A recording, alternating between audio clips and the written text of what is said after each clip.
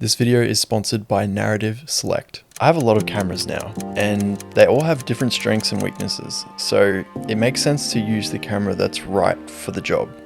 For this particular trip to Melbourne, I chose the Canon R6. It's a really reliable camera with great autofocus. Not to mention, the colors are great, particularly when it comes to photographing people. The thing about this trip was that I really wanted to shoot digital and film because I'm trying to mix a lot more film shots into my portfolio. So I want to shoot 35mm film with one of my EOS film cameras, and the fact that I could just bring one set of lenses with me and use the EF to RF adapter, it just meant that I didn't have to bring a whole separate set of lenses. For this particular shoot, I shot some portfolio images with my friend Anna for her agency, since she'd recently moved to Melbourne from a smaller city. And we mostly just wandered around the inner city looking for some interesting spots and interesting light to work with. I had two EF lenses with me, had the Sigma 35mm 1.4, longtime favorite of mine, and the 50mm 1.8 from Canon.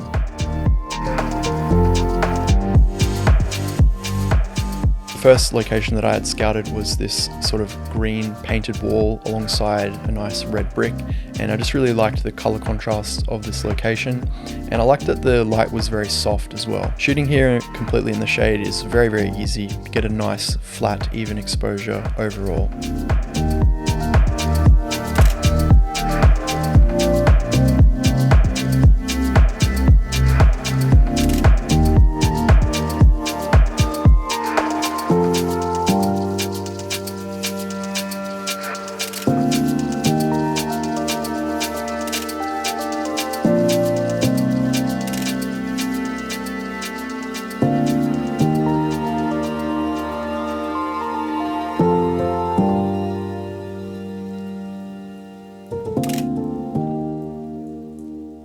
I managed to find this really bright patch of light actually in the corner of this little garage entrance, and I spent a bit of time here because I really liked the light. I liked the way it was hitting.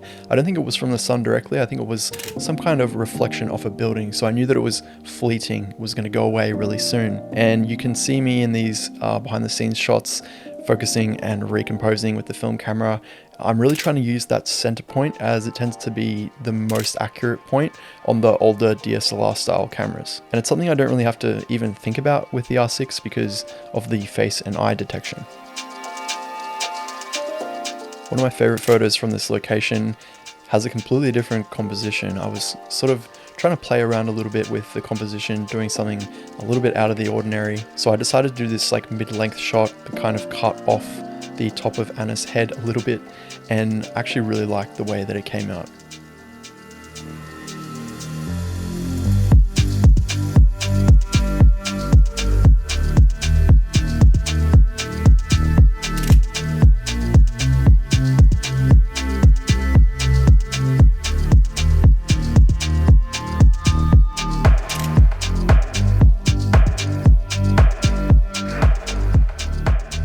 So I like that it is quite harsh. You can see the shadow there behind Anna on the wall. And I like that it only illuminated a very specific corner, and I could use that corner just to sort of create shapes and use the darker corners to really draw the eye into the photo naturally.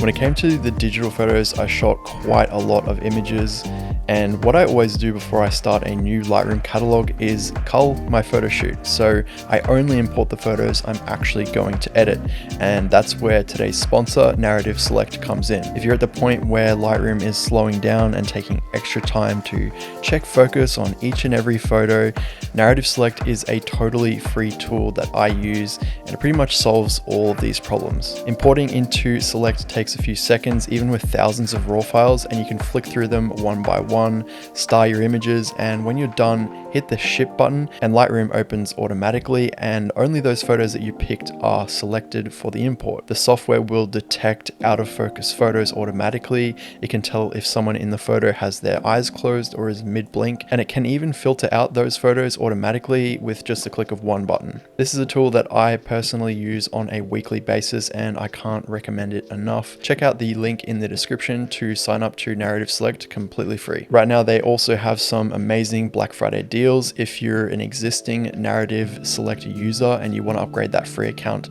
to a pro account and get all those extra features, now is the time. And now back to the shoot. The last location that we found in front of this stone wall I thought was a really great contrast to everything that we'd shot up to this point, because it was very directional, golden hour, hard light.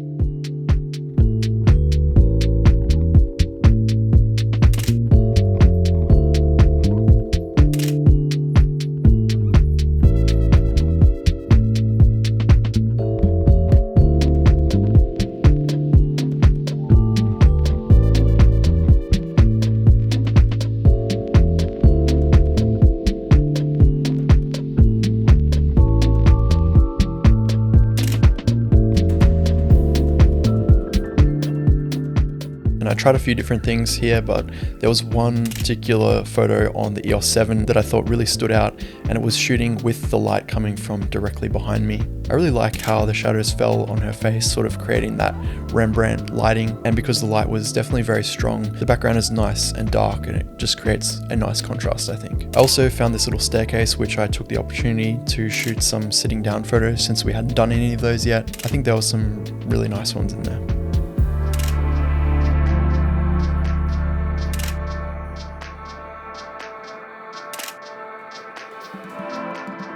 I've definitely hopped around a little bit. I've gone from Sony to Fuji, and I still own a Sony camera, still own Fuji cameras. I'm also adding cameras to my kit nowadays, and the fact that I could shoot two Canon cameras side by side, switch the lenses around, and not even really have to carry a bag with me was kind of cool. I think the R6 is still a solid recommendation for me, and for anyone who's looking to get into a full frame mirrorless camera, then the R6 is totally up there in definitely the top 5 of cameras that I would recommend. And yes, there is a new version of it that's come out, although I think unless your needs are really specific and there's something specific that you want on the R6 Mark II, the R6 is perfect. And even with these older style EF lenses, they're super affordable now because there's plenty of them on the used market, and the autofocus is fantastic. Like, you can't fault it. And this setup with the R6 and the EOS 7 that I was using is definitely one that I will return to in the future, because I just had so much fun on this shoot and it just felt really easy. And I really love shooting both formats side by side. The film photos, they definitely have that organic look and feel that I'm really going for,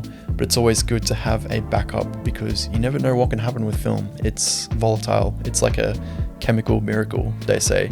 And so having a digital backup is really, really helpful. I'm usually mic'd up on these photo shoots, but this time I wanted to try something a little bit different. So I hope you guys enjoyed it. And I've got some more exciting videos coming up on the channel, so stay tuned, and I will see you guys in the next one.